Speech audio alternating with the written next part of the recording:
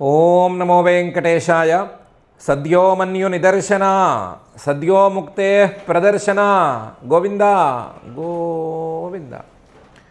త్వమేవ యజ్ఞ ప్రజయస్య బోధకః త్వమేవ కర్త్రాదివిధా సుకారకః త్వమేవ సర్వామరభాగదాపకః త్వమేవ భావ్యార్థగణస్య సాధకః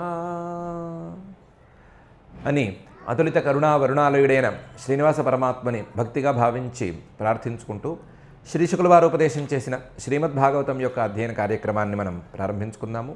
యథాప్రకారం ప్రార్థనా శ్లోకాదులతో ఈ కార్యక్రమానికి మంగళాచరణం చేసుకుందాము. శ్రీగణేశ ప్రార్థన.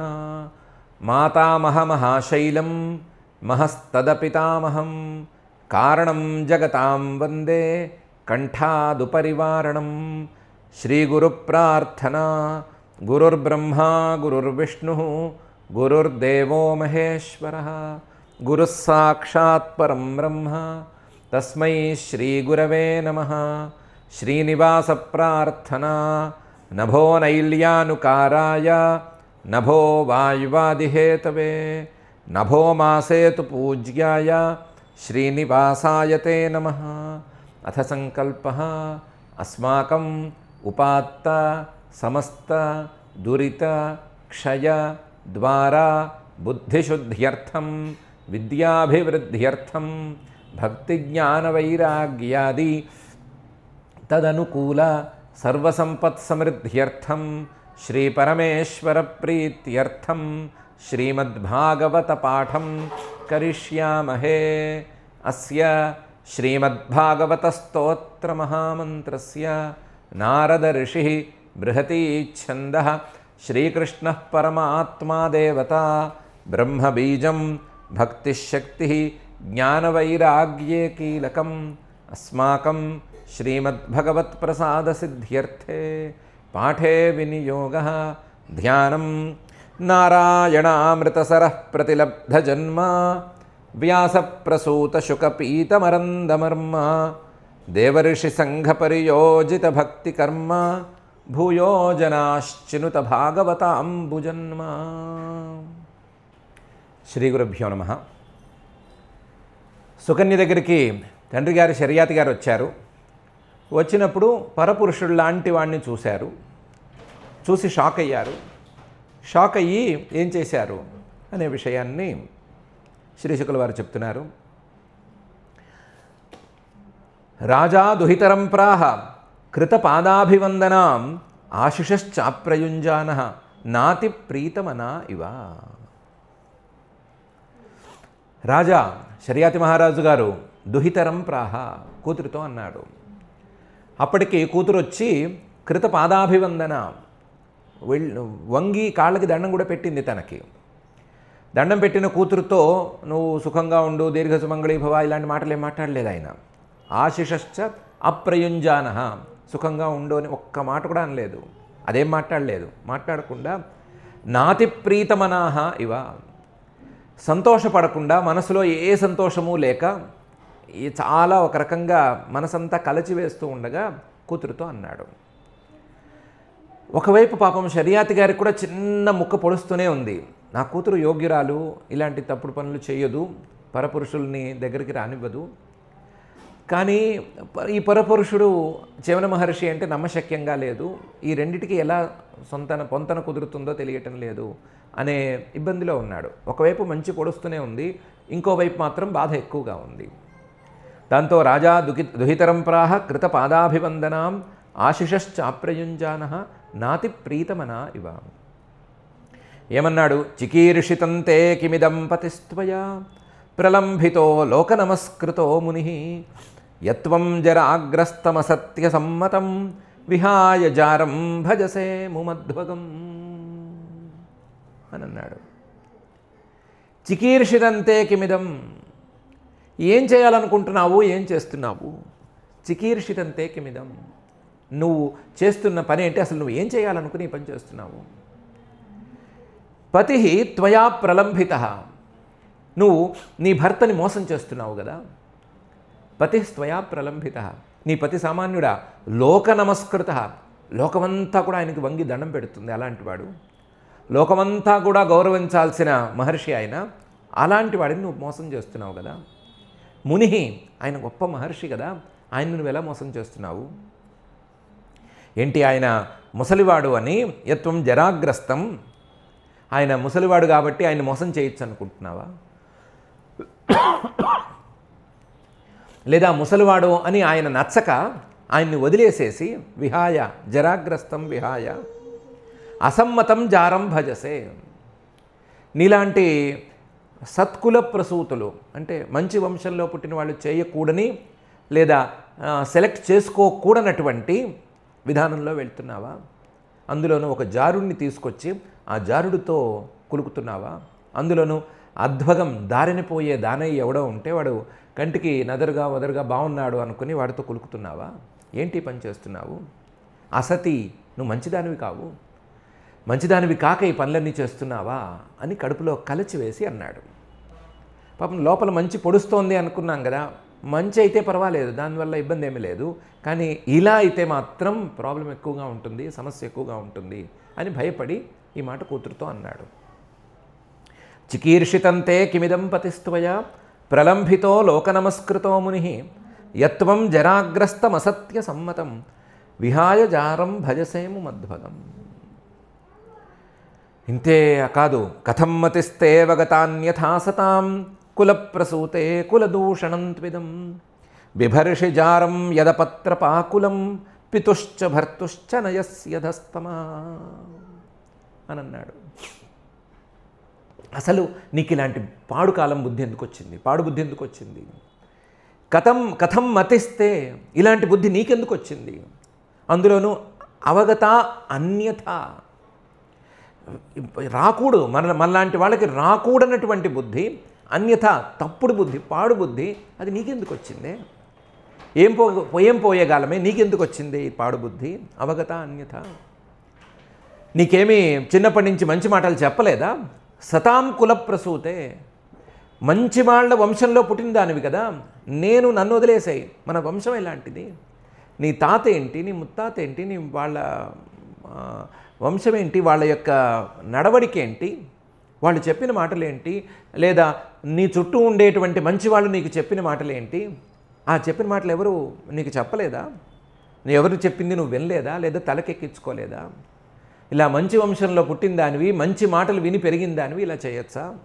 సతాం కుల ప్రసూతే కులదూషణం త్విదం, నువ్వేదో నా ఇష్టం వచ్చినట్టు చేస్తున్నానని అనుకోవటం కాదు, మొత్తం వంశానికే ఇది మచ్చలాంటిది, వంశాన్నే పాడు చేసేటువంటి పనిది. ఆయన కోపగించుకుని ఒక శాపం పెట్టాడంటే మన వంశం నామరూపాలు లేకుండా పోతుంది, అలాంటి పనిది కులదూషణం త్విదం. అసలు ఆయన శాపం పెట్టడం ఇవన్నీ సరే, నువ్వు తప్పు చేస్తుంటే అసలు తప్పు అనేదే అసహ్యం కదా. బిభర్షి జారం, ఒక జారుడితో కులుకుతున్నావు అంటే ఎంత తప్పు. యదపత్రప, అందులోనూ సిగ్గు లేకుండా పబ్లిక్గా కూర్చున్నావు, పక్కన కూర్చుని వాడితో ఏకైకలు పక్కపక్కలాడుతున్నావు. కులం పితుశ్చ భర్తుశ్చ నయసి అధహ తమః, నిన్ను కన్నందుకు మా వంశము అంటే నా వంశము, అలాగే నిన్ను చేసుకున్నందుకు ఆ చివరి మహర్షి గారి భృగు వంశము, రెండు పాడైపోయే పనులు చేస్తున్నావు. ఒక ఆడపిల్ల తప్పు చేసింది అంటే ఇటువైపు తండ్రి వైపు కులము, అలాగే అటువైపు చేసుకున్నవాడి కులము రెండు పాడైపోవాల్సింది కదా. పితుశ్చ భర్తుశ్చ కులం నయసి అధః, రెండింటినీ కిందకి పాడేస్తున్నావు, తమః చీకటి వాటిల్లోకి పారేస్తున్నావు, గట్టిగా మాట్లాడడానికి వీల్లేని పనులు చేస్తున్నావు అని కోపంగా అన్నాడు. కథం మతిస్తే వగతాన్యథా సతాం కులప్రసూతే కులదూషణం త్విదం బిభర్షి జారం యదపత్రపాకులం పితుశ్చ భర్తుశ్చ నయస్యధస్తమః అని. ఈయనేమో కోపంగా అన్నాడు, మనసులో బాధ, కడుపులో కలిచి వేసేస్తోంది, ఒకవైపు భయము, మరొకవైపు చిచి మన పెంపకం ఇంత గొప్పదైతే ఇలా ఎందుకు తయారైంది అనేటువంటి ఒక రకమైన డిప్రెషన్ను ఇవన్నీ కలగలిసి అన్నాడు. ఆవిడ మాత్రం చిరునవ్వు నవ్వుతూ వింది. చిరునవ్వు నవ్వుతూ ఏవం బ్రువాణం పితరం స్మయమానా శుచిస్మిత ఉవాచ తాత జామాత తవైష భృగునందన అనంది. ఏవం బ్రువాణం పితరం, ఆయన ఇలా మాట్లాడుతున్నాడు, మామూలు శ్లోకాల్లో కాకుండా కొన్ని పెద్ద శ్లోకాల్లో కోపాన్ని ప్రదర్శించాడు, చాలా ఫ్రస్ట్రేషన్ని వెళ్ళగక్కాడు.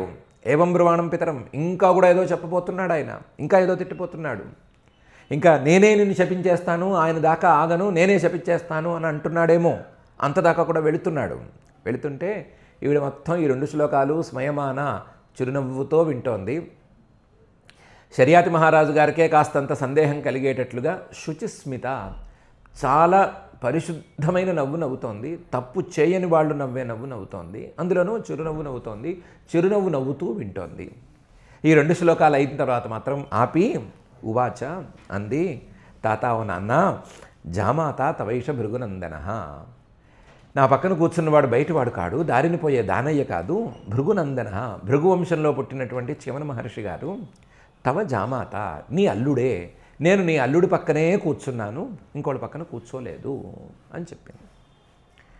ఏవం బ్రువాణం పితరం స్మయమానా శుచిస్మిత ఉవాచ తాత జామాత తవైష భృగునందన అని.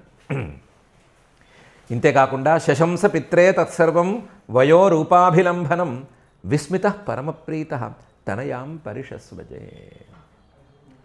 శశంస పిత్రే తత్సర్వం, తండ్రికి ఉన్నదంతా చెప్పేసింది. ఏం జరిగింది, అశ్విని దేవతలు రావటం ఏంటి, వాళ్ళతో ఈయన మాట్లాడడం ఏంటి, తర్వాత సరస్సులో మునగటం ఏంటి, బయటికి రావటం ఏంటి, అశ్విని దేవతలకి ఈయన ఇచ్చిన మాట ఏంటి, అన్నీ చెప్పేసింది.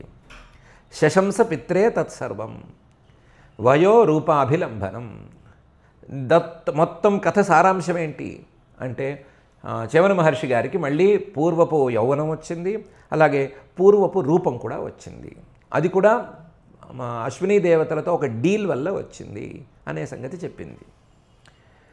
ఆయన చాలా ఆశ్చర్యపోయాడు, విస్మిత, తర్వాత ఆనందించాడు, పరమప్రీత. ఆయన మనసులో కూడా కొంచెం బాధ ఉంటుంది కదా, ముసలివాడికి ఇచ్చి కట్టపెడుతున్నాను, ఎంత మహర్షి అయినా ఎంత మహానుభావుడైనా పిల్ల గొంతు కోసినట్లు అవుతుంది కదా దాదాపుగాను. ఎంత గొప్పవాళ్ళు అయితే మాత్రం పిల్లనిచ్చేస్తారా, ఇవ్వరు కదా. పిల్లనివ్వటానికి ఆ ఇష్యూ వేరే, గొప్పవాళ్ళకి వాళ్ళని గౌరవించుకునేటువంటి విధానాలు అవన్నీ వేరే, రెండిటికి ఏమి కలపాలనే నియమం ఏమీ లేదు కదా. అని పిల్లనిచ్చాడు, పాపం ముసలి వాళ్ళకి ఇచ్చాను అని బాధపడుతున్నాడో ఏమో, అదంతా పోయేసరికి పరమప్రీత, చాలా సంతోషించాడు.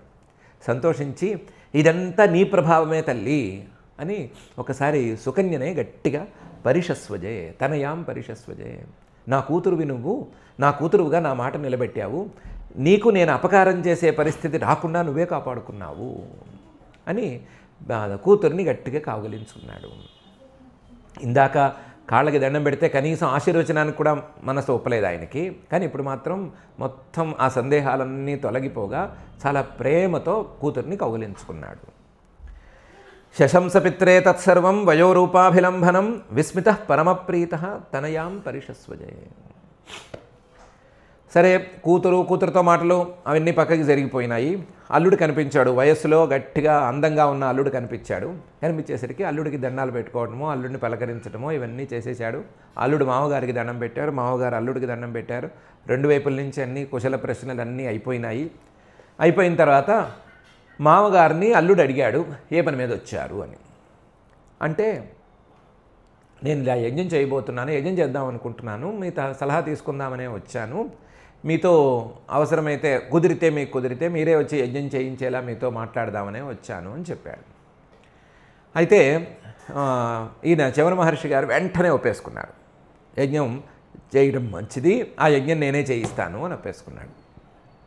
కాకపోతే కండిషన్ ఏంటి, నేను నీ యజ్ఞంలో అశ్విని దేవతలకి నా మాట ప్రకారం యజ్ఞభాగాలను ఇస్తాను, నన్ను ఒప్పుకోవాలి అని కండిషన్ పెట్టాడు. శర్యాతి మహారాజు గారికి అభ్యంతరం ఏముంది, వాళ్ళిద్దరి డీల్ అలాగే ఉంది.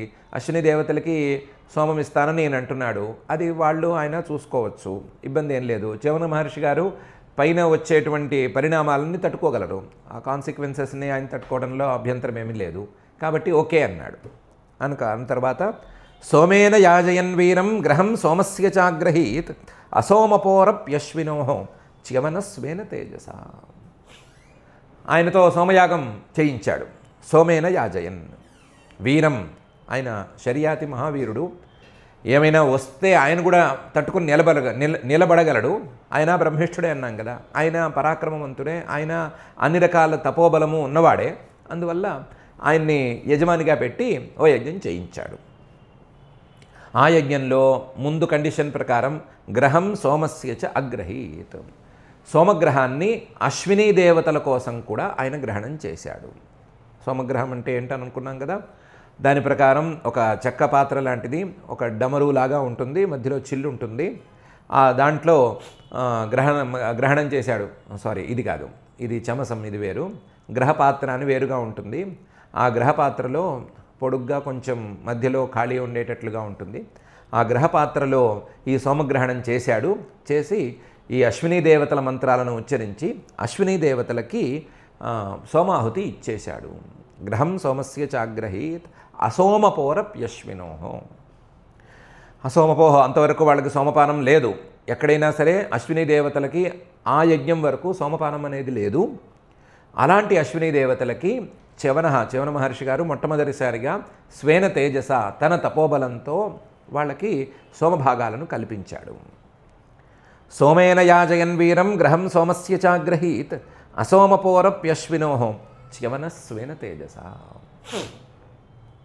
సోమభాగం ఇవ్వటం అంటే ఎలాంటిదంటే, అందులోనూ పరిచయం లేని వాళ్ళు, ఇంతకుముందు అలవాటు లేని వాళ్ళకి సోమభాగం ఇవ్వటం ఎలాంటిదంటే, కుటుంబ సభ్యులు ఆస్తి పంచుకుంటూ ఉండగా పక్కింటి వాడు వచ్చి కూర్చున్నాడు కదా అని పక్కింటి వాడికి కూడా ఓ ఇల్లో లేకపోతే ఓ ఎకరం పొలమో రాసి ఇచ్చేస్తే ఎలా ఉంటుందో అలాంటి పరిస్థితి. ఓ మధ్యవర్తిని పెట్టుకున్నారు. మధ్యవర్తిని, అయ్యా మాకు ఆస్తులు పంచు అన్నారు. ఆస్తులు పంచుతూ ఉండగా పక్కింటి వాడు వచ్చి కూర్చున్నాడు. వాడు ఎవడో వీడికి తెలియదు, వాడికి తెలియదు, ఎవరికీ తెలియదు. వచ్చి కూర్చుంటే అతనికి కూడా ఓ ఎకరము, పాపం వచ్చి కూర్చున్నాడు కదా, మీతో పాటే కూర్చున్నాడు కదా, ఎకరం రాసేద్దాము, ఇల్లు రాసేద్దాము అని అంటే ఎలా ఉంటుందో అలాంటి పరిస్థితి. దేవతలు అంటే వాళ్ళందరూ సోమాలని పంచుకుని ఉన్నారు. ఎవరెవరికి ముందు రావాలి, ఎవరెవరికి తర్వాత రావాలి, ఎవరి గ్రహణము, ఆ సోమగ్రహణం ఎవరికి ముందు చేయాలి, ఎవరి పేరు మీద ఏ గ్రహాన్ని రాసి పెట్టుకోవాలి, ఆ గ్రహణాన్ని రాసి పెట్టినప్పుడు ఎవరిది ముందు తీసుకోవాలి, ఎవరెవరి తర్వాత తీసుకోవాలి అని చాలా పెద్ద తగాదాలు ఉన్నాయి. ఆ తగాదాలన్నీ తీర్చి వేదం ఒక పద్ధతి తయారు చేసి పెట్టింది. ఆ తయారు చేసి పెట్టిన ఈ సోమగ్రహణ వ్యవహారంలో ఇప్పుడు అశ్వినీ దేవతలు అనే వాళ్ళని ఈ చ్యవన మహర్షి గారు దూర్చాడు. అంటే ఈ అశ్వినీ దేవతలు అనే వాళ్ళని, పక్కింటి వాళ్ళని దాదాపుగా చ్యవన మహర్షి అనేటువంటి మధ్యవర్తి దూర్చాడు. మరి మిగతా వాళ్ళ కోపం ఎలా వస్తుంది? అందులోనూ వాళ్ళందరికీ నాయకుడైన ఇంద్రుడికి ఎంత కోపం రావాలి? వచ్చింది కోపం వచ్చి అసలు చర్చలకు కూడా రాకుండా వజ్రాయుధాన్ని తీసుకుని డైరెక్ట్గా దిగిపోయాడు. హంతుం తమాదదే వజ్రం సద్యోమన్యురమర్షిత సవజ్రం స్తంభయామాస భుజమింద్రస్య భార్గవ. హంతుం తమాదదే వజ్రం, ఎవరి వ్యవహారం మొదలుపెట్టింది అని అనుకుని వచ్చాడు. యజ్ఞానికి వచ్చి చూస్తే చ్యవన మహర్షి నాదే అన్నట్టుగా కూర్చుని ఉన్నాడు. దాంతో శర్యాతిని చ్యవన మహర్షిని ఇద్దరినీ వేసేస్తాను అన్నట్లుగా ఈయన వజ్రాయుధాన్ని పైకెత్తి హంతుం తమాదదే వజ్రం, అక్కడ యజ్ఞశాలలో నుంచున్నాడు. శర్యాతి మీదకి వేసేస్తాను వజ్రాయుధాన్ని అని.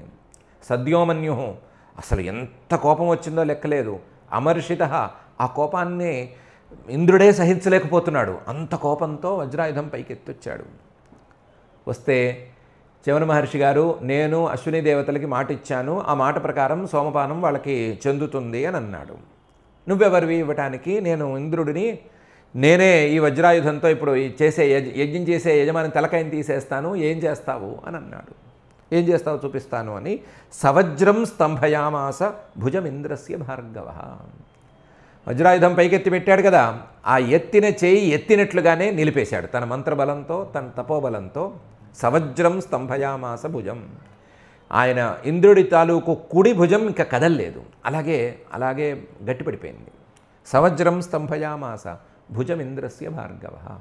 పాపం రెండోసారి ఈయన భుజం అనేది వజ్రాయుధంతో సహా స్తంభించిపోవటం అనేది ఇంతకుముందు సంవర్తుడు ఒకసారి చేసి పెట్టాడు, ఇప్పుడు చ్యవన మహర్షి గారు కూడా చేశారు.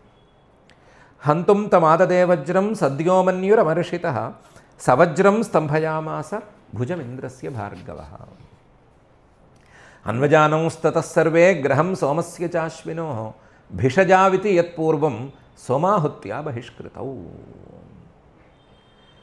ఇంద్రుడి భుజం కదలకపోతే పరిస్థితి ఏంటి? ఇంద్రుడికి అర్థమైపోయింది, ఇది నేను డీల్ చేయగలిగిందేం కాదు, నేనేమి చ్యవన మహర్షితో పోటీ పడలేను, ఆయన తపస్సు ముందు నా వజ్రాయుధం కూడా పనికిరాదు, కాబట్టి ఇంకా ఒప్పుకోవలసిందే అని అనుకున్నాడు. మిగతా దేవతలను పిలిస్తే నీ పరిస్థితి ఎలా ఉంటే మేమేం చేస్తాము, మేము కూడా ఒప్పేసుకుంటామన్నారు. దాంతో అన్వజానం తతస్సర్వే అందరూ ఒప్పేసుకున్నారు. ఏ విషయాన్ని ఒప్పేసుకున్నారు? గ్రహం సోమస్య చాశ్వినో, అశ్వినీ దేవతలకు కూడా సోమగ్రహణం అనేది ఉంటుంది, సోమయాగం అనేది ఉంటుంది అని ఒప్పేసుకున్నారు. భిషజావితి యత్పూర్వం సోమాహుత్యా బహిష్కృతౌ. ఇంతకుముందు వాళ్ళిద్దరూ భిషజౌ వైద్యులు అనే కారణంతో సోమాహుత్యా బహిష్కృతౌ, సోమాహుతి నుంచి వాళ్ళని బయటికి తోసేశారు. ఏవో కారణాలున్నాయి, వైదికమైన కారణాలున్నాయి. ఆ కారణాల వల్ల వీళ్ళు వైద్యులు అని పేరు చెప్పి వీళ్ళు సోమాహుతికి పనికిరారు అని పక్కకి తోసేశారు. భిషజావితి యత్ పూర్వం, వైద్యులనే కారణంతో పూర్వం సోమాహుత్యా బహిష్కృతౌ, సోమాహుతి నుంచి బహిష్కృతులైనటువంటి అశ్విని దేవతలకి ఇక మీద సోమాహుతులు రావచ్చు అని అంగీకరించేసేశారు. అందరూ అంగీకరించారు, ఇంద్రుడితో సహా. అప్పుడు చవన మహర్షి గారు ఈ భుజస్తంభనం తీశారు. దాంతో ఇంద్రుడు కూడా వజ్రాయుధంతో సహా అమ్మయ్య అనుకుని వెళ్ళిపోయాడు. అయితే తపోబలాన్ని వాటిని తెలుసుకున్నటువంటి దేవతలు కానీ వాళ్ళు కానీ మిగతా మహర్షులు కానీ ఇలాంటి వ్యవహారాల్లో తర్వాత కోపం పెట్టుకోవటం అనేది చేసుకోరు. తపోబలాన్ని గౌరవిస్తారు కాబట్టి ఇది చవన మహర్షి తపోబలం ప్రకారం అశ్వినీ దేవతలకు చెందవలసిన సోమభాగం అని అందరూ సంతోషంగా ఒప్పుకున్నారు. అశ్వినీ దేవతలకు సోమయాగంతో ఆ యజ్ఞం పూర్తయిపోయింది. పూర్తయిన తర్వాత అశ్వినీ దేవతలకి అలాగే చవన మహర్షి గారికి ఉన్నటువంటి డీల్ కూడా అక్కడికి పూర్తయిపోయింది. దీంతో ఇంకా చాలా ఉన్నా సరే, ఈ కథాపుచ్చం చాలా ఉన్నా సరే, చెప్పవలసినటువంటి శ్రీశుకుల వారు చెప్పదలుచుకున్నటువంటి విషయం పూర్తయిపోయింది. అన్వజానం తతస్సర్వే గ్రహం సోమస్య చాశ్వినో భిషజావితి యత్పూర్వం సోమాహుత్యా బహిష్కృతౌ అనేది. ఈ చవనోపాఖ్యానాన్ని, సుకన్యోపాఖ్యానాన్ని ఇంతటితో పూర్తి చేసేశారు. కథలు చెప్పుకుంటూ పోతే తెగవు అని. ఇంకా చాలా ఉంది ఈ కథ. దీన్ని కథాపుచ్చం. తర్వాత చవన మహర్షి గారు భృగు మహర్షి గారి దగ్గరికి వెళ్ళటము, తర్వాత భృగు మహర్షి గారు ఆయనతో మాట్లాడిన మాటలు, ఇవన్నీ చాలా పెద్ద విషయాలు. ముద్గల పురాణంలోనూ అక్కడ ఇక్కడ చాలా ఉన్నాయి. అయితే శర్యాతి గారి వంశాన్ని గురించి చెప్పడం కోసమే కదా ఈ అధ్యాయం మొదలుపెట్టారని అనుకున్నాము. 9వ స్కంధంలోని 3వ అధ్యాయం. ఆ శర్యాతి మహారాజు గారి కూతురు విషయం చాలా పెద్దది, ఆ సుకన్యోపాఖ్యానం పెద్దది అనే ఉద్దేశంతో దాని గొప్పదనాన్ని గురించి చెప్పడం కోసం సంక్షిప్తంగా చెప్పేసి ఉత్తానబర్హిరానర్తో భూరిషేణ ఇతి త్రయః శర్యాతే రభవన్పుత్రాః ఆనర్తాద్రేవతో భవత్ అని మొదలుపెట్టి శర్యాతి వంశం గురించి చెప్తున్నారు. ఈ శర్యాతి గారికి 3 మగపిల్లలు. ఉత్తానబర్హి, ఆనర్తః, భూరిషేణః అని ఇతి త్రయః ఈ పేర్లతో 3 మగపిల్లలు. శర్యాతే అభవన్ పుత్రాః, శర్యాతి గారికి పుట్టారు. వీళ్ళలో మధ్యలో వాడు ఆనర్తః అనే ఆయన. ఆనర్తాత్ రేవతః అభవత్, ఈయనకి రేవతః అనే పిల్లవాడు పుట్టాడు. ఉత్తానబర్హిరానర్తో భూరిషేణ ఇతి త్రయః శర్యాతే రభవన్ పుత్రాః ఆనర్తాద్రేవతో భవత్. ఈ రేవతః సోంతస్సముద్రే నగరీం వినిర్మాయ కుశస్థలీం ఆస్థితో భుంక్త విషయాన్ ఆనర్తాదీన్ అరిందమ అని ఈయన కొత్తగా రాజ్యాన్ని విస్తరించాడు అని చెప్తున్నారు. సహా ఈ రేవతః లేదా ఆనర్తుడు కానీ వీళ్ళిద్దరిలో ఎవరో ఒకళ్ళు, రేవతుడే ఎక్కువ అవ్వడానికి వీలుంది. అంతఃసముద్రే, సముద్రం మధ్యలో నగరీం నిర్మాయ, ఒక నగరాన్ని, కొత్త నగరాన్ని నిర్మించాడు. దానికి కుశస్థలి అని పేరు పెట్టాడు. కుశస్థలీం నిర్మాయ ఆస్థిత, ఆ కుశస్థలిలో ఉంటూ, నివాసం ఉంటూ, అభుంక్త విషయాన్, తన ఏలుబడిలో ఉండేటువంటి ప్రాంతాలని పాలిస్తూ ఉండేవాడు. ఆ ఏలుబడిలో ఉండేటువంటి ప్రాంతాలు ఆనర్త దేశము, అలాగే ఆదీన్, మిగతా చాలా దేశాలు, తాను గెలుచుకున్న దేశము, ఇలాంటి ప్రదేశాలన్నింటినీ పరిపాలన చేస్తూ ఉండేవాడు. అరిందమ, శత్రువులను తొక్కేసినటువంటి ఓ పరీక్షిత్తు, ఆయన కూడా శత్రువులని బాగా తొక్కేసి శత్రువులు పైకి రాకుండా చేసి తన ఏలుబడిలో ఉండేటువంటి ప్రాంతాలన్నింటినీ చక్కగా పరిపాలించాడు. సోంతస్సముద్రే నగరీం వినిర్మాయ కుశస్థలీం ఆస్థితో భుంక్త విషయాన్ ఆనర్తాదీన్ అరిందమ. ఈయనకి రేవతుడికి తస్య పుత్రశతం జజ్ఞే కకుద్మి జ్యేష్ఠముత్తమం కకుద్మి రేవతీం కన్యాం స్వామాదాయ విభుంగత. తస్య, ఈ రేవతుడికి పుత్రశతం జజ్ఞే, 100 మంది పిల్లలు పుట్టారు. వాళ్ళలో పెద్దవాడు కకుద్మి అనే అతను. కకుద్మి జ్యేష్ఠం పుత్రశతం. పెద్దవాడు మాత్రమే కాదు ఈ కకుద్మి, శ్రేష్ఠుడు, ఉత్తమ, మంచివాడు కూడా, గొప్పవాడు కూడాను. ఈయనకి కకుద్మి అనే ఆయనకి రేవతి అనే కన్య. కకుద్మి రేవతీం కన్యాం. ఈ కకుద్మి అనేవాడు మంచి సాధన సంపన్నుడు, గొప్పవాడు ఆయన. రేవతి అనేటువంటి ఈ పిల్ల కూడా గొప్పది. ఈవిడ రేవతి అనే ఆవిడకి నేను సంబంధాలు చూస్తున్నాడు కకుద్మి గారు. సంబంధాలు చూస్తూ చూస్తూ ఈ భూలోకంలో ఉండేటువంటి సంబంధాలు కొన్ని ఇలా ఉన్నాయి, కొన్ని అలా ఉన్నాయి, కొన్ని బాగున్నాయి, బాలేవు, ఈడు జోడు కొన్ని అయితే తగినవి కొన్ని, తగనవి కొన్ని అని కొంచెం కన్ఫ్యూజ్ అయ్యాడు. అయ్యి దీన్ని బ్రహ్మగారినే తేల్చమని అడుగుదాము అని అనుకుని స్వామాదాయ విభుంగత ఈ రేవతిని వెంట పెట్టుకుని బ్రహ్మగారి దగ్గరికి, బ్రహ్మలోకానికి వెళ్ళిపోయాడు. అంత సిద్ధి ఉన్నవాడైనా అంత సిద్ధి ఉన్నది ఆ రేవతి కూడాను. తస్య పుత్రశతం జజ్ఞే కకుద్మి జ్యేష్ఠముత్తమం కకుద్మి రేవతీం కన్యాం స్వామాదాయ విభుంగత. ఎందుకు వెళ్ళాడు? మనం అనుకున్నట్లుగానే కన్యావరం పరిప్రష్టుం బ్రహ్మలోకం అపావృతం ఆవర్తమానే గాంధర్వే స్థితో లబ్ధక్షణ క్షణం. ఎందుకు వెళ్ళాడు? కన్యావరం పరిప్రష్టుం. ఈ కన్యకి, రేవతికి వరుడుగా ఎవరిని రాశావు నువ్వు ఎవరిని రాసావో చెప్పు, వాళ్ళకే ఇచ్చి పెళ్లి చేసేస్తాను, నేను సెలెక్ట్ చేసుకోలేకపోతున్నాను, చూసిగా ఉండలేకపోతున్నాను అని అడుగుదాం అనుకున్నాడు. అనుకుని బ్రహ్మగారి దగ్గరికి బయలుదేరాడు. తన సిద్ధి మీద నమ్మకం ఉంది కాబట్టి బ్రహ్మలోకానికి వెళ్తాను, బ్రహ్మలోకానికి వెళితే నా కోసం దారులన్నీ తెరుచుకుంటాయి, తలుపులన్నీ బార్లుగా తెరిచి ఉంటాయి, లోపలికి వెళతాను, బ్రహ్మగారి లోకంలో సౌకర్యం ఉంది, ఏ వైపు నుంచి ఆయన దగ్గరికి వెళ్ళినా సరే 4 వైపులకి 4 తలకాయలు ఆయనకు ఉంటాయి కాబట్టి ఆయన కంట పడచ్చు. పడిన వెంటనే ఏంటి అని అడుగుతారు, అడిగిన వెంటనే అడుగుతాము, ఆయన సమాధానం చెప్పేస్తారు, వెంటనే వచ్చేస్తామని అనుకున్నాడు. ఈయన అనుకున్న దాంట్లో కొంత జరిగింది. ఈయన బ్రహ్మలోకం దాకా వెళ్ళగలిగాడు. బ్రహ్మలోకం అపావృతం, ఆయన కోసం తలుపులు బార్లుగా తెరిచి ఉన్నాయి, లోపలికి కూడా వెళ్ళాడు. కానీ లోపలికి వెళ్ళిన తర్వాత మాత్రం ఈయన అనుకున్నట్టు జరగలేదు. ఆ బ్రహ్మగారి కంటే ఇతను పడలేకపోయాడు. బ్రహ్మగారి కంటే మాత్రమే కాదు, బ్రహ్మగారి పరివారంలో ఎవరూ కూడా ఇతన్ని చూడలేకపోయారు. ఎందుకు చూడలేకపోయారు? ఆవర్తమానే గాంధర్వే. గంధర్వుడు ఎవడో ఒక ఆయన వచ్చినట్టున్నాడు అక్కడికి, ఆయనతో కచేరీ పెట్టిస్తున్నారు. కచేరీ నడుస్తోంది. ఆ కచేరీలో బ్రహ్మగారి 4 తలకాయలు, 4 రెళ్ళు, 8 కళ్ళు మునిగిపోయి ఉన్నాయి. అందుకని బ్రహ్మగారు ఇతన్ని చూడలేదు, బ్రహ్మగారి కంటే ఈయన పడలేదు. మిగతా పరివారం కూడా ఆ లోకంలో ఆ బ్రహ్మగారు ఎలా ఉంటే అలా ఉంటారు కదా, పరివారం అంతా కూడా కచేరీ వైపే దృష్టి పెట్టారు. అందుకని ఎవ్వరూ ఈయన్ని చూడలేదు. ఈయన వచ్చినట్టు బ్రహ్మగారికి చెప్పను కూడా ఎవరూ లేదు. ఆవర్తమానే గాంధర్వే అలబ్ధక్షణ.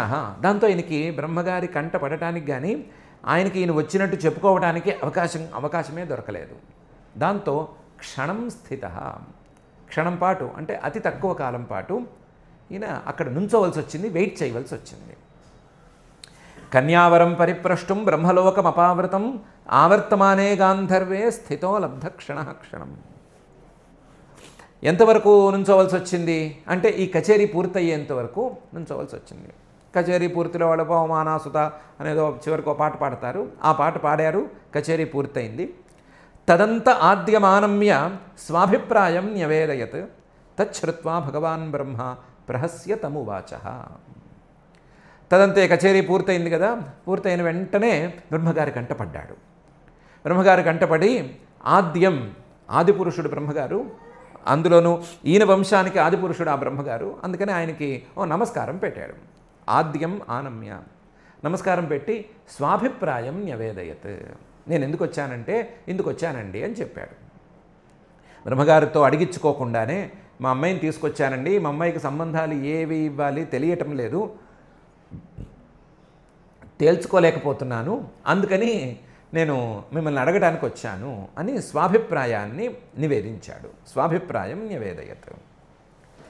తచ్ఛృత్వా బ్రహ్మగారు దాన్ని విన్నారు. భగవాన్ బ్రహ్మ, ఆయన సర్వజ్ఞుడు, కచేరీలో దృష్టిలో ఉన్నా సరే ఆయనేమి ఈయన వచ్చిన సంగతి పట్టించుకోకుండా ఉన్నాడని అనుకోవడానికి వీల్లేదు, జరుగుతున్నదేంటో ఆయనకి తెలియదని అనుకోవడానికి కూడా వీల్లేదు. భగవాన్ బ్రహ్మ ప్రహస్య, ఒక నవ్వు నవ్వాడు. ప్రహస్య తమువాచ, ఆ కకుద్మితో ఇలా అన్నాడు. తదంత ఆద్యమానమ్య స్వాభిప్రాయం న్యవేదయత్ తచ్ఛృత్వా భగవాన్ బ్రహ్మ ప్రహస్య తమువాచ. ఏమనన్నారు బ్రహ్మగారు కకుద్మితో? అహోరాజన్ నిరుద్ధాస్తే కాలేన హృది ఏ కృతాః తత్పుత్ర పౌత్ర నప్తృణాం గోత్రాణి చ నశృణ్మహే అని అన్నాడు. అహోరాజన్, ఎంత పని చేసావయ్యా కకుద్మి, మహారాజువి, రాజువి రాజ్యంలో ఉండి ఏదో చేసుకోవాలి కానీ చుట్టుపక్కల ఉన్న వాళ్ళ సలహాలు లేదా నీ సలహాదారుల సలహాలు వినాలి కానీ తేల్చుకోలేను అని పేరు పెట్టి బ్రహ్మలోకం దాకా వచ్చేస్తావా? రాజ్యాన్ని వదిలిపెట్టి వచ్చేస్తావా? రాజు అయ్యుండి ఇంత పని చేస్తావా? అహోరాజన్, నీకు తెలుసో తెలియదో, నువ్వు ఇక్కడికి వచ్చి చాలా కాలమైంది, భూలోకం దృష్టితో చాలా పెద్ద కాలం గడిచిపోయింది. అందువల్ల నువ్వు ఎవరికి ఇద్దామని అనుకుంటున్నావో, ఎవరికి ఇద్దాము అని తేల్చుకోలేక నా దగ్గరికి వచ్చావో, అంటే సంబంధాలు నీ ముందు చాలా ఉన్నాయి, వాళ్ళలో ఎవరికి ఇవ్వాలో తేలటం లేదు, బ్రహ్మగారిని అడిగితే ఎవరికి రాశారో వాళ్ళకి ఇచ్చేయచ్చు అనుకుని కదా నా దగ్గరకు వచ్చావు. ఇద్దామని అనుకున్న వాళ్ళందరూ కూడా నిరుద్ధాస్తే, కాలగర్భంలో కలిసిపోయారు. కాలేన నిరుద్ధాహ, కాలంలో కలిసిపోయారు. హృదయే కృతాహ, నీ మనసులో ఉండేటువంటి వరులందరూ కూడా కాలగర్భంలో కలిసిపోయారు. కాలగర్భంలో కలిసిపోయారంటే అయ్యోయ్యో అనుకోక్కర్లా, నువ్వు అక్కడి నుంచి బయలుదేరి వస్తూనే వాళ్ళకి పెళ్ళిళ్ళు అయినాయి, పెళ్ళిళ్ళు అయ్యి వాళ్ళకి పిల్లలు పుట్టారు, ఆ పిల్లలు కూడా కాలగర్భంలో కలిసిపోయారు. వాళ్ళు భూలోకంలో తాము ఉండవలసినంతకాలం ఉండే కాలగర్భంలో కలిశారు. తత్పుత్ర పౌత్ర మనవళ్ళు పుట్టారు, వాళ్ళు కాలగర్భంలో కలిసిపోయారు. నప్తృణ మునిమనవలు కూడా కాలగర్భంలో కలిసిపోయారు. ఇంతే కాదయ్యా, తత్పుత్ర పౌత్ర నప్తృణాం గోత్రాణి చ నశృణ్మహే, ఆయన పిల్లలు మనవలు మునిమనవలు వాళ్ళ కాలగర్భంలో కలిసిపోవటం కాదు, ఆయన పిల్లల తాలూకు గోత్రం అంటే పిల్లల తాలూకు మనవళ్ళు మునిమనవళ్ళు వాళ్ళందరూ వాళ్ళు ఎటుపోయారు అని ఎవరికీ తెలియదు. వాళ్ళ పేర్లు వినిపించటం లేదు. ఎందుకంటే సుదీర్ఘకాలం గడిచిపోయేసరికి పాత పేర్లు కనుమరుగైపోతాయి కదా, అలా కనుమరుగైపోయి వాళ్ళు ఆ పేర్లు వినిపించటం లేదు. అలాగే వాళ్ళ మనవళ్ళు వాళ్ళ సంతతి పేరు కూడా వినిపించటం లేదు, ముని మనవళ్ళు వాళ్ళ పేరు సంతతి కూడా వినిపించటం లేదు, వాళ్ళ సంతతి పేర్లు కూడా వినిపించటం లేదు. అహోరాజన్ నిరుద్ధాస్తే కాలేన హృదయే కృతాః తత్పుత్ర పౌత్ర నపుత్రుణాం గోత్రాణి చ నశృణ్మహే. నువ్వు అనొచ్చేమో, ఎంత క్షణం పాటే నుంచున్నాను, నేను వచ్చేసరికి కచేరీ చివరికి వచ్చింది కదా, కచేరీలో చివరి పాటే కదా అయింది, క్షణమే కదా నేను నుంచుంది అని అనొచ్చేమో. అది ఈ బ్రహ్మలోకంలో కింద చాలా సుదీర్ఘకాలం పాటు నడిచిపోయిందయ్యా. కాలోభియాతస్త్రిణవ చతుర్యుగ వికల్పిత తద్గచ్చ దేవదేవాంశ బలదేవో మహాబల. భూలోకంలో చాలా పెద్ద కాలం గడిచిపోయింది. ఎంత గడిచిపోయింది? త్రిణవ చతుర్యుగ వికల్పిత.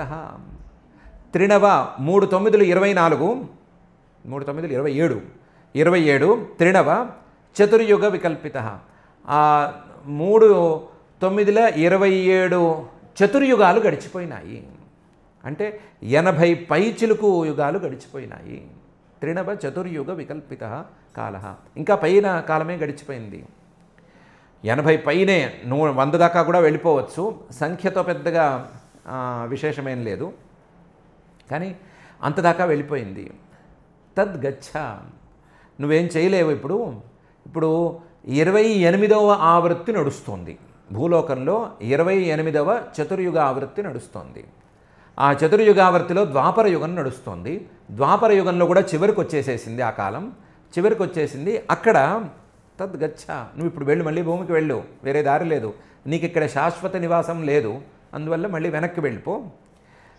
నువ్వు వెళ్ళేసరికి నువ్వు ఇక్కడికి ఏ కారణం మీద వచ్చావో ఆ కారణానికి పరిష్కారం దొరుకుతుంది, నీ సమస్యకి పరిష్కారం దొరుకుతుంది. ఏంటంటే బలరాముడు అనే ఆయన పుట్టాడు, ఆయనకి నీ పిల్లని ఇచ్చుకో. ఆ బలరాముడికి నేను నా పిల్లని ఇవ్వచ్చా అని అడగద్దు. దేవదేవాంశ, దేవదేవుడి యొక్క ఒక అంశ ఆయన. బలదేవ, బలదేవుడు అనే పేరుతో బలరాముడు అనే పేరుతో పుట్టాడు. మహాబల, చాలా గొప్ప బలం కలిగిన వాడు, ఆయనకి నీ పిల్లని ఇచ్చుకో. కాలోభియాతస్త్రిణవ చతుర్యుగ వికల్పిత తద్గచ్చ దేవదేవాంశ బలదేవో మహాబల. కన్యారత్నమిదం రాజన్ నరరత్నాయ దేహిభో భువో భారావతారాయ భగవాన్ భూతభావన అవతీర్ణో నిజాంశేన పుణ్యశ్రవణ కీర్తన. కన్యారత్నమిదం, నీ పిల్ల చాలా గొప్పది, బ్రహ్మలోకం దాకా రాగలిగింది కదా, కాబట్టి కన్యలలో రత్నం లాంటిది కన్యారత్నం. ఈ కన్యారత్నాన్ని రాజన్, ఓ మహారాజా, ఇప్పుడు కాదు, నువ్వు భూలోకాలకు వెళితే నీ ప్రదేశము లేదు, నీ దేశము లేదు, ఏమీ లేదు. నరరత్నాయ, కేవలం నీ పిల్ల నువ్వే వెళతారు. ఆ నరరత్నాయ, మానవుల్లో రత్నం లాంటి బలరాముడికి ఈ కన్యారత్నాన్ని ఇచ్చేసేయి. నరరత్నాయ దేహిభోహో. ఆయన భువో భారావతారాయ, భూమి యొక్క భారాన్ని తగ్గించటానికి భగవాన్ సాక్షాత్తు భగవంతుడే అవతరించాడయ్యా.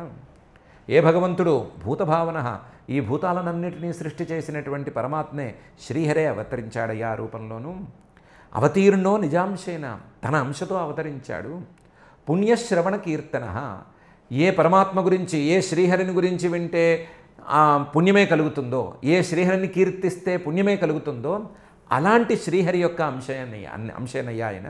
కాబట్టి ఆయనకి నీ పిల్లని ఇచ్చుకొని నువ్వు సార్థక నామధేయుడు అవ్వు అని చెప్పాడు. బలరాముడు ఆదిశేషావతారం కదా, శ్రీహరి అవతారం అంటారేంటి అని అడగకూడదు. ఆదిశేషుడు కూడా శ్రీహరి యొక్క ఒక రూపాంతరమే అని ఇంతకుముందు చాలా సందర్భాలలో మనం చెప్పుకున్నాము.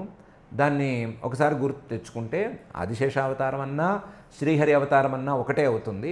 ఆ ఒకటే అవుతుంది అనే దాన్నే మహర్షి గారు ఇక్కడ మళ్ళీ చెప్పారు అని అనుకుని సమాధానం పడవచ్చు. కన్యారత్నమిదం రాజన్ నరరత్నాయ దేహిభోహో భువో భారావతారాయ భగవాన్ భూతభావన అవతీర్ణో నిజాంశేన పుణ్యశ్రవణ కీర్తన. ఇత్యాదిష్టోభివంద్యాజం నృపస్వపురమాగత త్యక్తం పుణ్యజనత్రాసాత్ భ్రాతృభిర్దిక్ష్వస్థితై. ఇత్యాదిష్ట, ఈ విధంగా బ్రహ్మగారు చెప్పేసరికి ఆయన మాటని ఆదేశంగా ఆయన తీసుకున్నాడు. అయ్యా తమరు చెప్పినట్లే నడుచుకుంటాను చిత్తం అని చెప్పి బయలుదేరాడు. అభివంద్య, బయలుదేరేటప్పుడు అజం బ్రహ్మగారికి నమస్కారం కూడా పెట్టుకున్నాడు. అభివంద్యాజం. నృప, ఇంతకుముందు మహారాజుని అని అనుకునేటువంటి కకుద్మి గారు స్వపురమాగత, ఎక్కడి నుంచి బయలుదేరాడో అక్కడికే మళ్ళీ వెనక్కి వచ్చాడు. స్వపునగమాగత, తన నగరానికి కుశస్థలికి వచ్చానని అనుకున్నాడు. అనుకుంటే అక్కడ పరిస్థితులు వేరుగా ఉన్నాయి. అసలు అక్కడ నగరమే లేదు, ఏమీ లేదు. అక్కడ ఈయన రాజ్యం చేసిన ఆనవాళ్ళు లేవు, ఏమీ లేవు. ఎందుకు లేవు అంటే అసలు బ్రహ్మగారు చెప్పినట్లుగా ఈయన ఎవరు మానవులు, ముని మనవళ్ళు, వాళ్ళ గోత్రాలు ఇవన్నీ కాలగర్భంలో కలిసిపోయినట్లుగా మాత్రమే కాకుండా ఇంకో పని కూడా జరిగింది. ఈయన రాజుగారు ఏదో బ్రహ్మలోకానికి అలా వెళ్ళి ఇలా వచ్చేస్తాము, ఏదో జాతకం చెప్పించుకోవడానికి జ్యోతిష్కుడు ఇంటికి వెళ్ళినట్టు వెళ్ళి వచ్చేసినట్టు వచ్చేస్తాము అని అనుకుని అన్నదమ్ములు ఎవరికీ చెప్పకుండా, ఎవరికి బాధ్యతలు అప్పచెప్పకుండా, ఛార్జీలు ఏవి ఇవ్వకుండానే బయలుదేరాడు. ఈయన వెళ్ళినవాడు ఎంతసేపటికి రాడాయే. ఆయనేమో అక్కడ క్షణమే ఉన్నానని అనుకుంటున్నాడు కకుద్మి గారు, కానీ కింద మాత్రం చాలా కాలం గడిచిపోయింది, ఎంతకాలమైనా రాడాయే. దాంతో పాపం ఈయన తమ్ముళ్ళే కాస్త రాజ్యభారం తీసుకుని దాన్ని ఏదో సర్దుదామని చూశారు. వాళ్ళ కర్మ సరిగ్గా పనిచేయలేదు, వాళ్ళకేం కలిసి రాలేదు. కలిసి రాక వాళ్ళ రాజ్యం మీదకి యక్షులు దాడి చేశారు. యక్షులు దాడి చేసేసరికి పుణ్యజనత్రాసాత్, ఆ యక్షులతో మనమేం పోరాడతాము అని ఈ తమ్ముళ్ళందరూ కూడా, భ్రాతృభి, ఈ తమ్ముళ్ళందరూ కూడా దిక్ష్వస్థితై, దిక్కులు పట్టి పారిపోయారు. కాపాడవలసిన పాలకులే యక్షులకి భయపడి పారిపోతే రాజ్యంలో ప్రజలు ఉంటారా? వాళ్ళు లేరు, వాళ్ళు కూడా పారిపోయారు. మొత్తం రాజ్యం అంతా ఖాళీ అయిపోయింది. ఈ ఖాళీగా ఉండే రాజ్యాన్ని కొన్నాళ్ళ పాటు యక్షులు ఏదో కాసేపు పరిపాలించుకుని చూసుకున్నారు. మనుషులుంటే పీకు తింటారు వాళ్ళు, మనుషులు లేకపోతే వాళ్ళేం పీకు తింటారు పాపం, వాళ్ళకి ఆహారం ఎక్కడ దొరుకుతుంది. కాబట్టి వాళ్ళకి ఆహారం దొరక వాళ్ళు వదిలేసేశారు. ఇటు రాజ్యంలో ఉండే ప్రజలు వదిలేసి, పాలకులు వదిలేసి, చివరికి దాడి చేసిన యక్షులు వదిలేసి ఎవ్వరికీ కాకుండా పోయేసరికి మెల్లగా అది కాస్త, ఆ రాజ్యం కాస్త కనుమరుగైపోయింది. దాంతో అసలు అక్కడ నగరము లేదు, నగరమున్న ఆనవాళ్ళు లేవు. కాలక్రమేణా చెట్లు పొట్టలు అవన్నీ మొలిచినాయి. తర్వాత ఎవరో వచ్చారు, చదువు చేసుకున్నారు, ఏదో చాలా హడావిడైంది. చివరికి ఈయన కకుద్మి గారు వెళ్ళేసరికి ఈయన నిర్మించుకున్నటువంటి, లేదా ఈయనకి తండ్రి గారి దగ్గర నుంచి వచ్చిన నగరం అనేది అక్కడ లేదు. ఇత్యాదిష్టోభివంద్యాజం నృపస్వపురమాగత త్యక్తం పుణ్యజనత్రాసాత్ భ్రాతృభిర్దిక్ష్వస్థితై. ఇప్పుడు ఏం చేయాలి అంటే 2 పనులు చేయాలి. ఒకటేమో సుతాం దత్వానవద్యాంగీం బలాయ బలశాలినే అని చేయాలి. బదర్యాఖ్యం తతో రాజా తప్తం నారాయణాశ్రమం అని 2వ పని చేయాలి. ముందు పిల్లని వెంట పెట్టుకెళ్ళాడు కదా బ్రహ్మలోకానికి, ఆ పిల్లకి పెళ్లి చేయాలి. ఎవరికి ఇచ్చి పెళ్లి చేయాలి? బ్రహ్మగారు చెప్పినటువంటి బలరాముడికి ఇచ్చి పెళ్లి చేయాలి. దాంతో సుతాం దత్వా అనవద్యాంగీం, తన పిల్లని రేవతిని బలరాముడికి ఇచ్చి పెళ్లి చేసేసాడు. ఆ రేవతికి అనవద్యాంగి అని పేరు. అనవద్యాంగి అంటే ఆవిడ శరీరంలో ఉండే ఏ అవయవంలోనూ చిన్న లోపం కూడా లేదు. ప్రతి అవయవము కరెక్ట్గా ఉంది. అలాంటి అనవద్యాంగి, ఏ దోషము లేని అవయవాలు కలిగింది ఆవిడ. అలాంటి అనవద్యాంగిగా ఉండే రేవతిని బలరాముడికి ఇచ్చాడు. బలశాలినే, చాలా బలం ఉండేటువంటి బలరాముడికి ఇచ్చి పెళ్లి చేసేసాడు. దాంతో ఒక పని అయిపోయింది. పిల్ల రేవతి గారు బలరాముడి దగ్గరికి వెళ్ళిపోయింది. ఆ పిల్ల బాధ్యత తీరిపోయింది. ఇక మిగిలింది నేనేం చెయ్యాలి అనే సమస్య. దానికి ఆయన ఏం చేశాడంటే బదరియాఖ్యం గతో రాజా, బదరీ ప్రదేశానికి వెళ్ళిపోయాడు, బదరికాశ్రమానికి వెళ్ళిపోయాడు. ఎందుకు వెళ్ళాడు? తప్తుం, ఇంకా రాజ్యపాలన ఇలాంటివేమీ లేవు కదా. రాజ్యం ఉంటే పాలన చేయాలి, రాజ్యమే లేదాయే, అదంతా కనుమరుగైపోయిందాయే. అందువల్ల తపస్సు చేసుకుందామని అక్కడికి వెళ్ళిపోయాడు. దానికే ఎందుకు వెళ్ళాడు? నారాయణ ఆశ్రమం, అది నారాయణుడి యొక్క ఆశ్రమం కదా. అక్కడ నారాయణ మహర్షి రూపంలో శ్రీమన్నారాయణుడే తపస్సు చేసుకుంటూ ఉంటాడు కదా. అక్కడికి వెళితే తపస్సు బాగా అందుస్తుంది అని అక్కడికి వెళ్ళిపోయాడు. అక్కడ తపస్సు చేసుకుంటూ కాలక్షేపం చేసి క్రమక్రమంగా సిద్ధిని పొందాడు. సుతాన్ దత్వానవద్యాంగీం బలాయ బలశాలినే బదర్యాఖ్యం గతో రాజా తప్తుం నారాయణాశ్రమం అని మహర్షి గారు చెప్తున్నారు. చెప్పి 36 శ్లోకాలున్న ఈ అధ్యాయాన్ని, అలాగే శర్యాతి వంశంలో తాను చెప్పదలుచుకున్నటువంటి మహానుభావుల యొక్క పేర్లని, వాళ్ళ యొక్క సంక్షిప్త చరిత్రని పూర్తి చేసేస్తున్నారు. ఈ అధ్యాయంలో ఉన్న ప్రధానమైన అంశం సుకన్యోపాఖ్యానం, అది ప్రధానమైన అంశం. రెండోది కకుద్మి గారు రేవతి వీళ్ళిద్దరూ కలిసి బ్రహ్మలోకానికి వెళ్ళటం, వెళ్ళి తిరిగి వచ్చేసరికి ఇక్కడేమీ లేకపోవటం, చివరికి బలరాముడికి రేవతినిచ్చి పెళ్లి చేసేసి కకుద్మి గారు బదరికాశ్రమానికి తపస్సు చేసుకోవడానికి వెళ్ళిపోవటం అనేటువంటి అంశాలు ఉన్నాయి. శర్యాతి గారి వంశం చెప్పదలుచుకున్నటువంటి శ్రీ శుక్ల వారు ప్రత్యేకించి ఈ 2 ఇష్యూస్ని మాత్రం ఎందుకు ఎత్తారు అనేది మనం అడగవలసినటువంటి ప్రశ్న. బహుశా ఆయన మనసులో ఒక భావన ఉందేమో, దీన్ని వినేవాళ్ళకి ఇది చాలా అవసరం, దీన్ని రాబోయే కాలాల్లో వినబోయేటువంటి వాళ్ళకి ఇది చాలా అవసరం అనేటువంటి భావన ఉందేమో. అందువల్లనే ఈ 2 ఉపాఖ్యానాలను ఆయన ఎత్తినట్లుగా ఉంది. సుకన్యోపాఖ్యానాన్ని ఆయన ఏం విస్తారంగా ఏమి చెప్పలేదు, సంక్షిప్తంగానే చెప్పినట్లు. విస్తృతంగా వేరు చోట్ల చాలా ఉంది, ఎక్కువగా ఉంది. అసలేంటి ఆ చవన మహర్షి గారి యొక్క తపస్సు ఏంటి, ఆయన తీరేంటి, తపోబలం ఏంటి, ముందేంటి వెనకేంటి, చాలా విస్తృతంగా వేరే చోట ఉంది. ఈయన సంక్షిప్తంగానే చెప్పారు. చెప్పిన దాంట్లో సుకన్య గారి యొక్క పాతివ్రత్యాన్ని గురించి గట్టిగా నొక్కి చెప్పారు. తప్పు చేసినటువంటి పిల్ల ఆ తప్పుని సరిదిద్దుకునే క్రమంలో పతివ్రతగా మారిన వైనాన్ని చాలా చక్కగా చెప్పారు, క్లియర్గా తెలుస్తోంది. దానికంటే ఎక్కువగా పిల్ల తన పాతివ్రత్య మహిమతో భర్తని మళ్ళీ నవయౌవన రూపంలోకి తెచ్చుకోగలిగింది. తెచ్చుకున్న తర్వాత ఆ విషయం తెలియని తండ్రి గారు అక్కడికి వచ్చినప్పుడు, శర్యాతి గారు అక్కడికి వచ్చినప్పుడు ఈ పిల్లని అడిగినటువంటి ప్రశ్నల్ని ప్రత్యేకించి వృత్తం మార్చి మరీ శ్లోకాలను చూపించారు. ఆ ప్రశ్నల్లో ప్రధానమైనటువంటి అంశం, నువ్వు ఏ వంశానికి చెందిన దానివి, నీకు చిన్నప్పటి నుంచి మేము చెప్పిన మంచి విషయాలేమిటి, నీకు అవేం తెలియవా, నువ్వు గనక తప్పు చేస్తే మా వంశానికి, అంటే నిన్ను కన్నా మా వంశానికి, నిన్నిచ్చిన వాళ్ళ వంశానికి ఇద్దరికీ తలవంపులు కదా. ఈ విషయాలన్నిటినీ చిన్నప్పటి నుంచి నీకు చెప్తూనే వస్తున్నాం కదా, చెప్తున్నా సరే నువ్వెందుకు ఇలా చేశావు అనే ప్రశ్నే ప్రధానమైనటువంటి ప్రశ్న. ఈ ప్రశ్నని శ్రీ శుక్ల వారు ఎందుకు చెప్తున్నారు అని మనం ఆలోచించుకోవాలి. ఇలా శర్యాతి గారి యొక్క అభిప్రాయాన్ని ఎందుకు చెప్తున్నారు, మనం పిల్లలకి చెప్పవలసినటువంటి విషయాలను సరిగ్గా చూసుకుని చెప్పి తీరాలి అనే అభిప్రాయాన్ని వెల్లడిస్తూ చెప్తున్నారా అనే సంగతిని మనం అర్థం చేసుకోవాలి. రెండవ విషయం, కకుద్మి రేవతి గారి ఇష్యూలోకి వచ్చేసరికి, పెళ్లి సంబంధాలు చూసేవాళ్ళు మరీ చూజీగా ఉండి మరీ ఎక్కువగా విషయాల్ని తవ్వుకుంటూ పోయి చివరికి లేట్ చేసుకుని కోల్పోతున్నారా అనే సంగతిని గమనించుకోవాలి అని చెప్పడానికి ఈ వృత్తాంతాన్ని బయటికి తీసుకొచ్చారా అని కూడా ఆలోచించుకోవాలి. కకుద్మి గారు కొంచెం యోగసిద్ధి ఉన్నవాడు కాబట్టి, బ్రహ్మగారు అనుగ్రహించారు కాబట్టి కనీసం ఈ పిల్లకి సంబంధం దక్కింది.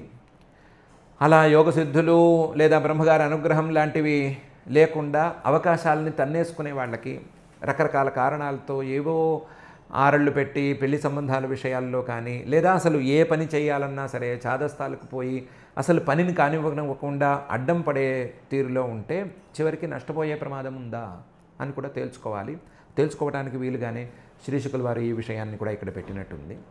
కాబట్టి ఈ కోణంలో కూడా చూసుకునే ఒక్కసారి శర్యాతి గారి వంశం అది పెరిగింది అనే తీరులో ఒక కోణంలో చూసుకుంటూ, మరొక కోణంలో పిల్లలకి మనం ఏం చెప్పాలి, పిల్లల విషయంలో మనం ఎలాంటి నిర్ణయాలు తీసుకోవాలి, నిర్ణయాలు ఎలా తీసుకోవాలి, చూసీగా ఎంతవరకు ఉండాలి, ఎంతవరకు ఉండకూడదు, ఇలాంటి విషయాలను కూడా ఆలోచించుకోవడానికి వీలుగా ఈ అధ్యాయాన్ని మనం చక్కగా వాడుకుని మనలో అలాంటి లోపాలు, వ్యావహారికమైనటువంటి లోపాలు ఏమైనా ఉంటే వాటన్నిటినీ ఇలాంటి దృష్టాంతాలు సవరించేలా చూడమని ఆ అతులిత కరుణా వరుణాలయుడైనటువంటి శ్రీనివాస పరమాత్మని భక్తిగా మనం ప్రార్థన చేసుకోవాలి. ఆ ప్రార్థనతోనే ఈ రోజుకి 18 శ్లోకాల పారాయణ కార్యక్రమం మనం చేసుకోవాలి. దాని ప్రకారం చేసుకుందాం. అథ శ్రీమద్భాగవతే పారమహంస్యాం సంహితాయాం నవమస్కంధే తృతీయాధ్యాయే శ్లోకాః. రాజా దుహితరం ప్రాహ కృతపాదాభివందనాం ఆశిషశ్చాప్రయుంజానః నాతి ప్రీతమనా ఇవ చికీర్షితంతే కిమిదం పతిస్త్వయా ప్రలంభితో లోకనమస్కృతో మునిః యత్వం జరాగ్రస్తమసత్యసమ్మతం విహాయ జారం భజసే ముమధ్వగం కథం మతిస్తే వగతాన్యథా సతాం కులప్రసూతే కులదూషణం త్విదం బిభర్షిజారం యదపత్రపాకులం పితుశ్చ భర్తుశ్చ నయస్యధస్తమః. ఏవం బ్రువాణం పితరం స్మయమానా శుచిస్మితా ఉవాచ తాత జామాత తవైష భృగునందనః శశంస పిత్రే తత్సర్వం వయోరూపాభిలంభనం విస్మితః పరమప్రీతః తనయాం పరిషస్వజే సోమేన యాజయన్ వీరం గ్రహం సోమస్య చాగ్రహీత్ అసోమపోరప్యశ్వినోః చ్యవనస్వేన తేజసా హంతుం తమాదదే వజ్రం సద్యో మన్యురమర్షితః సవజ్రం స్తంభయామాస భుజమింద్రస్య భార్గవః అన్వజానంస్తతః సర్వే గ్రహం సోమస్య చాశ్వినోః భిషజావితి యత్పూర్వం సోమాహుత్యా బహిష్కృతౌ ఉత్తానబర్హిరానర్తః భూరిషేణ ఇతి త్రయః శర్యాతేరభవన్ పుత్రాః ఆనర్తాద్రేవతోభవత్ సోంతః సముద్రే నగరీం వినిర్మాయ కుశస్థలీం ఆస్థితో భుంక్త విషయాన్ ఆనర్తాదీనరిందమా